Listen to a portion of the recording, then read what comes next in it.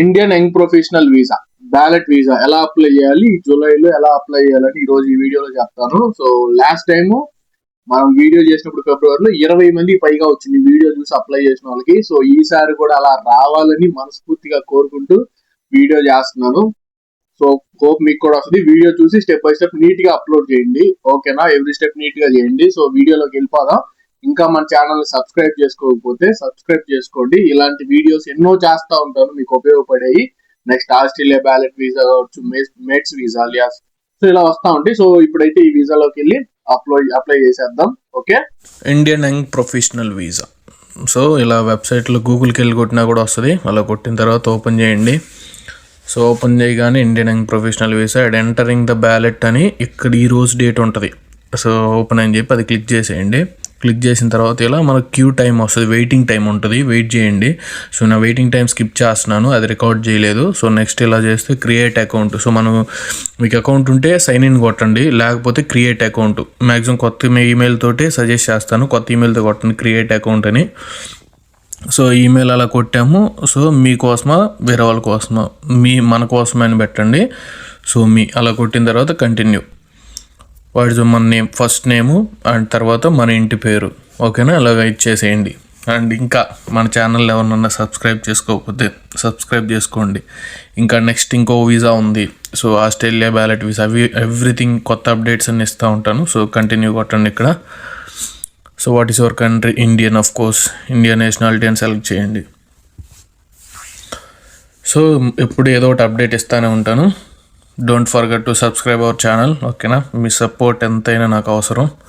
Continue. And passport details, మన passport number, country of the issue, of course India. Do you have expiry date? అందరికీ expiry date ఉంటుంది. SN కొట్టండి. SN కొట్టిన తర్వాత మనకి ఆ డేట్ కూడా మెన్షన్ చేయాలి.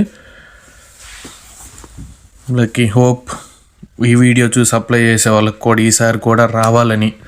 లాస్ట్ టైం 20 మందికి పైనే వచ్చినాయి. సో ఈసారి మీకు కూడా వస్తే I'm the first happiest person. So వస్తుంది. Hope for the good luck, అంతే. అది కంప్లీట్గా లక్ బేస్డ్ అనుకోండి. సో మీకు ఒక 1% లక్ ఫేవర్ చేస్తే చాలు. Don't forget to subscribe our channel, okay? ఇలా ఎక్స్పైరీ డేట్ అండ్ ఇయర్ పెట్టి, so next go for continue. Date of birth enter చేయండి, which is our favourite date. మీ డేట్ ఆఫ్ బర్త్ ఎప్పుడైతే అప్పుడు. మన గర్ల్ ఫ్రెండ్ది కాదు, మనది. కోర్స్ నాకు లేదనుకోండి girl friend. Continue. What is your email address to sign in? ఇందాక మనం ఈమెయిల్ ఇచ్చాం కదా, సో ఇక్కడ ఈమెయిల్ ఇస్తాం. సో మన ఈమెయిల్ అడ్రస్ ఇస్తే, సో మన ఈమెయిల్ అడ్రస్కి ఒక కోడ్ వస్తుంది. సో సెక్యూరిటీ కోడ్ వస్తుంది, లైక్ 1 టైం పాస్వర్డ్, ఓటీపీ లాగా. సో ఆ కోడ్ ఎంటర్ చేయండి ఇక్కడ. ఆ కోడ్ ఎంటర్ చేస్తే సో ఈమెయిల్ వెరిఫికేషన్ తోటి మనకి అకౌంట్ అనేది క్రియేట్ అవుద్ది. సో ఇక్కడ సెక్యూరిటీ కోడ్ ఎంటర్ చేయండి.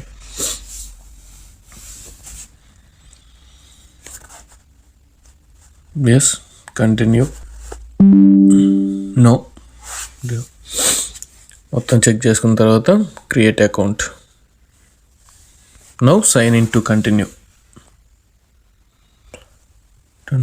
సైన్ ఇన్ అవ్వండి పాస్పోర్ట్ డీటెయిల్స్ తోటి, ఓకేనా? మన పాస్పోర్ట్ ఇచ్చాం కాబట్టి పాస్పోర్ట్. సో పాస్పోర్ట్ నెంబర్, మన passport number, continue. And date of birth,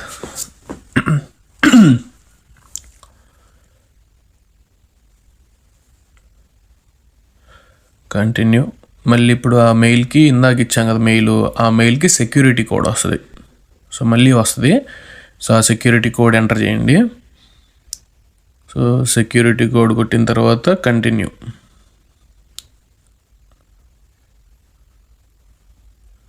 start application అని కొట్టండి. ఇప్పుడు వరకు మన అప్లికేషన్ స్టార్ట్ అవ్వలేదు. ఇప్పుడు వరకు మన జస్ట్ మన డీటెయిల్స్ ఎంటర్ చేసాం. సో ఇప్పుడు start application, first one. So ఆ 5 వదిలేసేయండి. సో ఫస్ట్ మన in progress, identity, contact. So మన ఈమెయిల్ వెరిఫికేషన్ అది.